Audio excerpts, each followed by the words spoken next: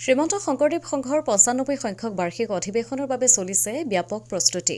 ইতিমধ্যে শ্ৰীমন্ত শংকৰদেৱ সংঘৰ ৯৫ সংখ্যক বাৰ্ষিক অধিৱেশনৰ বাবে চতিয়া আঞ্চলিকৰ অন্তৰ্গত বৰপাম প্ৰাথমিকৰ শিবিৰৰ শ্ৰমদান কৰি থকা দেখা গৈছে।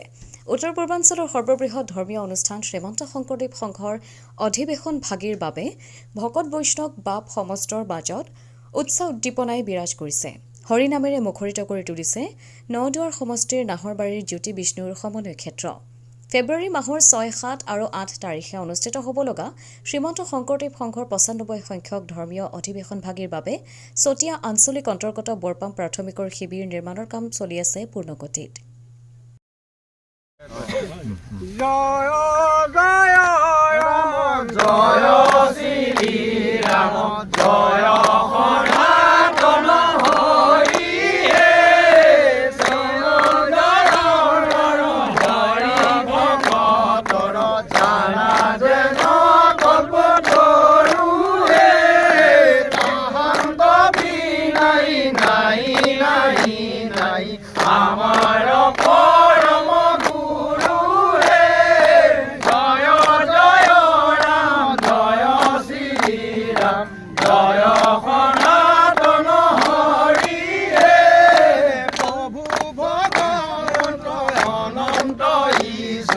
পৱন জনতাৰণ হে জয় জয় ৰাম জয় শ্ৰী ৰাম জয় সনাতন হৰি হে তুমি প্ৰিয়তম পৰম দেৱতা জানিয়া লৈলো শৰণ হে জয় জয় ৰাম জয় শ্ৰী ৰাম জয়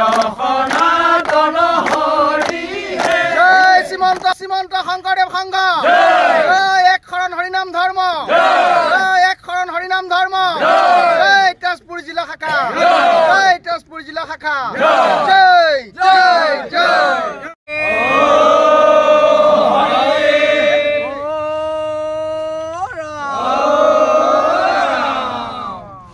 কৃষ্ণ জয় গুৰু শংকৰ পৰম শ্ৰদ্ধাভাজন আজি এই বৰপাম তিনিআলি প্ৰাথমিক শাখাৰ উদ্যোগত ৯৫ সংখ্যক বাৰ্ষিক অধিৱেশনৰ মহা উদ্দেশ্য আগত ৰাখি অসম তথা ভাৰতবৰ্ষৰ বিভিন্ন প্ৰান্তৰ লক্ষ লক্ষ ভকতক আদৰি আনিবৰ বাবে আজি এই শিবিৰ নিৰ্মাণ কাৰ্যসূচীত অংশগ্ৰহণ কৰা সমূহ বাপ বান্ধৱ সমস্ত আপোনাসৱৰ ভকত সেৱাৰ যি অক্লান্ত প্ৰচেষ্টা অক্লান্ত শ্ৰম আজি ইয়াত ভাঁহি উঠিছে যে আমি এই ৯৫ সংখ্যক বাৰ্ষিক অধিৱেশনত বিভিন্ন প্ৰান্তৰ পৰা অহা ভকতসকলক আমি কেনেধৰণে সহায় শুশ্ৰূষা কৰিব পাৰিম আৰু ভকতসকলক কেনেধৰণে ৰাখিব পাৰিম।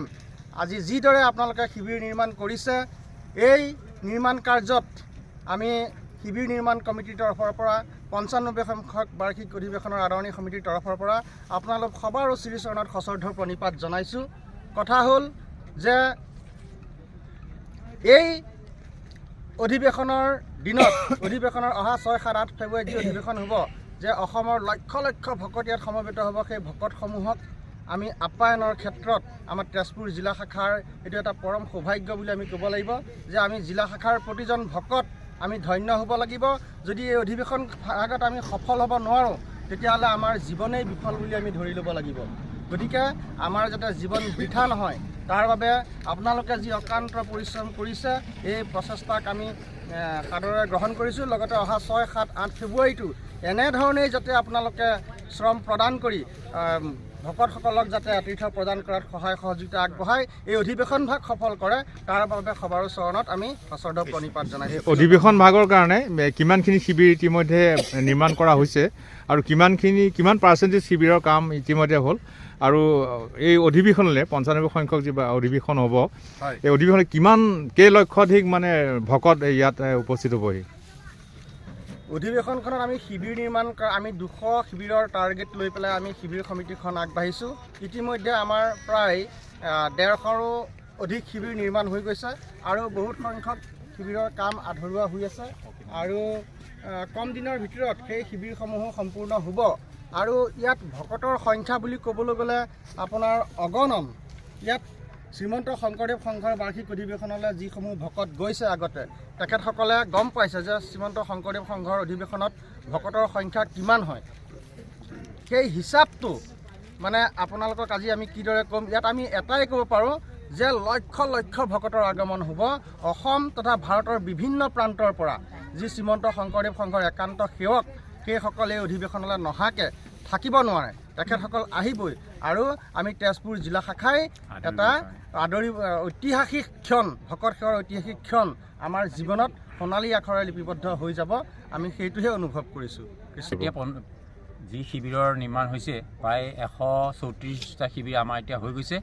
আমাৰ 180টা লক্ষ্য আছিলে, তাৰে 134টা আজি পূৰ্ণাংগ হৈছেই প্ৰায়, আৰু বাকী যিকেইটা আছে আমি বুধবাৰ বৃহস্পতিবাৰৰ ভিতৰত সেইখিনি হ'ব বুলি আমি আশা ৰাখিছোঁ। কৃষ্ণ। বিশ্বনাথৰ পৰা ৰমেশ চন্দ্ৰ চৰণৰ ৰিপৰ্ট, অমৃত নিউজ 24/7।